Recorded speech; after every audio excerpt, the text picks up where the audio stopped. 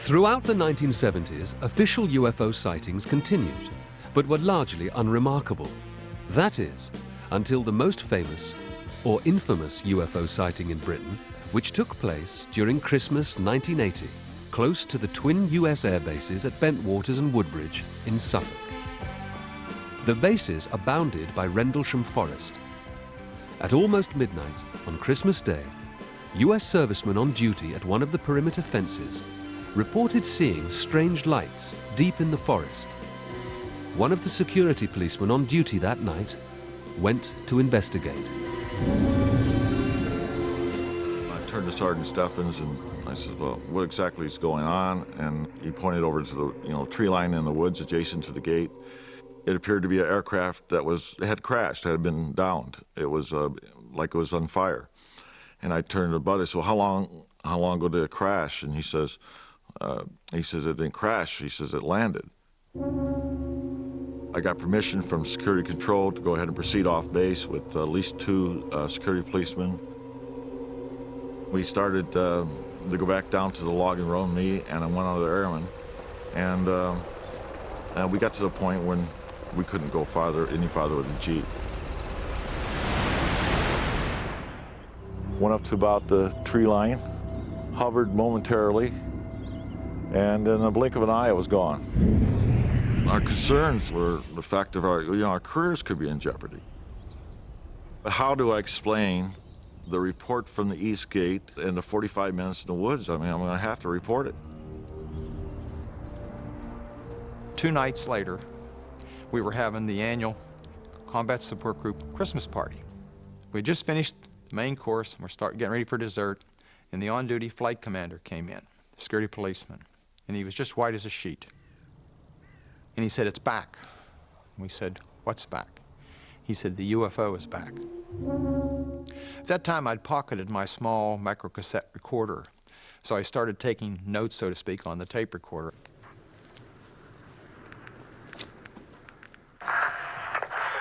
Looking directly overhead, one can see an opening in the trees, plus some freshly broken pine branches on the ground underneath. Looks like someone came off about 15 to 20 feet up. Some small branches about an inch or less in diameter. We moved forward and came to a spot where the flight lieutenant told me this is where it had landed. We found a small blast, what looks like a blasted or scrubbed up area here. We're getting very positive readings. Let's see, is that here the center? Yes, it is. This is what we were. He was quite alarmed because he was getting higher readings than normal background radiation. That's when I started getting a little bit nervous and how did I get into this and what am I doing here? And I noticed off to the side some activity and the lieutenant started hollering, look over there, and we could see something. Where? Right in this position here, straight ahead, in between the tree. There it is again. Yeah, I see it too. What is it? We don't know, sir. Looks like an eye winking at you. It's still moving from side to side. It moved through the trees as though it were under some type of intelligent control. The whole time it appeared to be shedding something like molten metals. The pieces were falling off it again. It just moved to the right. Yeah. Off to the right. Strange. What are we doing left? Let's approach to the edge of the woods up there. Can you undo our lights? Let's do it carefully. Come on. We moved forward to try and find out what it was. We were really concerned and wanted to know. We wanted some answers. It suddenly exploded without a noise and broke into several objects, white objects, and they disappeared. It's coming this way. It is definitely coming this way. Now we're observing what appears to be a beam coming down to the ground. This is unreal. Is this a signal? Is this a warning? Some type of a weapon? What is it? We didn't know. We were really concerned. Lieutenant Colonel Holt recorded the details of the Rendlesham incident in a memo to the Ministry of Defense. The memo was never intended for public consumption. It was never intended to be a final report. The memo was intended to get somebody from whatever department in the MOD to come and properly investigate. The memo detailing the sighting arrived at the desk of the UFO investigation team. So far as I was concerned at the MOD, looking back through the files, in many senses, it's one of the most compelling cases for some sort of exotic phenomenon at work. And clearly, when you look again at the fact that the Defence Intelligence staff analysed the radiation readings taken from the landing site and concluded that despite not being dangerous to Colonel Holt and his team, these readings were about 10 times normal. The only way the MOD were interested in UFOs is if they could correlate a visual sighting by a reliable source with something seen on radar.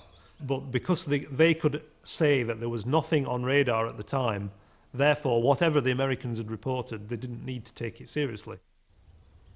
There was no official investigation into the incident, and it would have remained undisclosed, another of Britain's X-Files. But a few years later, an American journalist obtained a copy of Holt's memo under the USA's Freedom of Information Act, and flying saucers were back on the front pages. UFO believers look to Rendlesham as evidence of both extraterrestrial contact and of a cover-up. However, skeptics see it differently. The Rendlesham incident happened at the time at which the Cold War was at its coldest, certainly since the Cuban Missile Crisis. It was expected during that very month, December 1980, that the Russians were about to invade Poland. There was the Solidarity crisis, and there was the crisis in Afghanistan. So it's the last time that those kinds of phenomena are actually being officially reported. The end of the Cold War seemed to mark the end for the flying saucers. For decades, they'd frightened, inspired, and entertained. The government had maintained its position of monitoring incidents, filing reports, and not speculating in public. But in 2000, after 50 years, Britain's X-Files began to see the light of day.